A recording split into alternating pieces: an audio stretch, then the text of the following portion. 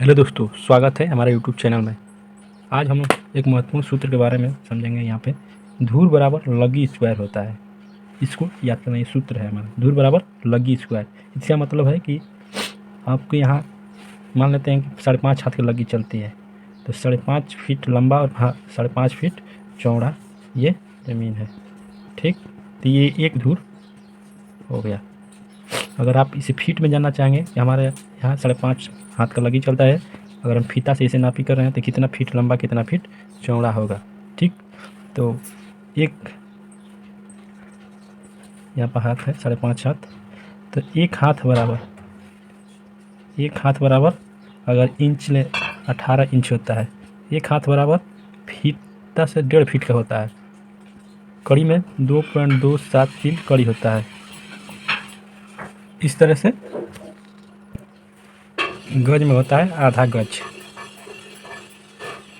ठीक, तो हमको पता है कि 5.5 हाथ का लगी है, तो इंच में जाना चाहेंगे तो हम 18 में 5.5 में गुणा कर देंगे। यहाँ पे अगर फीट में जाना चाहेंगे तो 5.5 गुणे 1.5 से हम गुणा कर देंगे, तो हमारा फीट में बदल जाएगा। इसका दूरी हम फीट में चेंज कर लेते हैं। यहाँ पे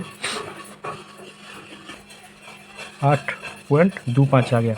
इसका मतलब है कि 8 फीट ये 3 इंच, 8 फीट 3 इंच इसका लंबाई चौड़ाई हुआ। 8 feet 3 inch, 8 feet 3 inch, 8 feet 3 inch. यदि ज़मीन रहेगा तो हमारा एक धूर हो जाएगा।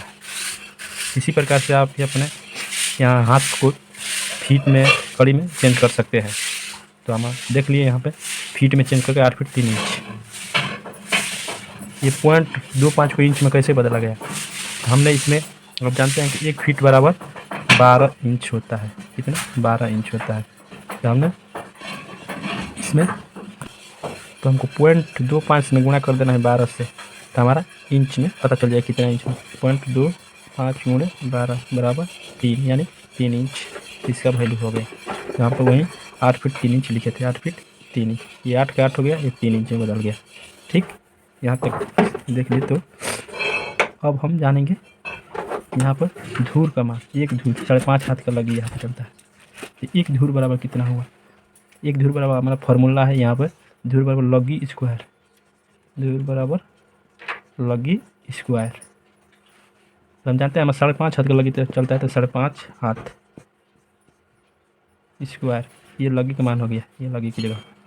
अब हम हाथ जिस भी मान में चेंज करें, इंची में जाना चाहते हैं तो 18 लिखेंगे हाथ की जगह पर, फीट में जाना चाहेंगे तो 1.5 लिखेंगे यहाँ पर, 1.5। तो देखिए हम यहाँ पर गज में दिखा रहे हैं, गज में जाने का धूर का मान। तो 5.5 एक हाथ बराबर आधा गज गुणे 0.5 गज, ये स्क्वायर हो जाएगा। ठीक, यहाँ पर हम दोनों में गुणा करके इसके बाद स्क्वायर कर देंगे। तो यहाँ पर गुणा करते हैं, इसका आ गया 2.75 गज, ये स्क्वायर है। तो अब इसका हम स्क्वायर का मतलब होता है 2 बार, 2.75 गुणे ये गज में है, गज गुणे 2.75 गज, इसमें हम गुणा कर देंगे। तो हमारा आ गया यहाँ पे 7.562 गज स्क्वायर। एक धूर का वैल्यू हमको पता चल गया गज में। ठीक, इस तरह से आप अगर फीट में जानना चाहेंगे तो यहाँ पर गज की जगह पर आप एक हाथ का वैल्यू फीट में यहाँ पर लिख सकते हैं, तो 1.5 फीट होता है।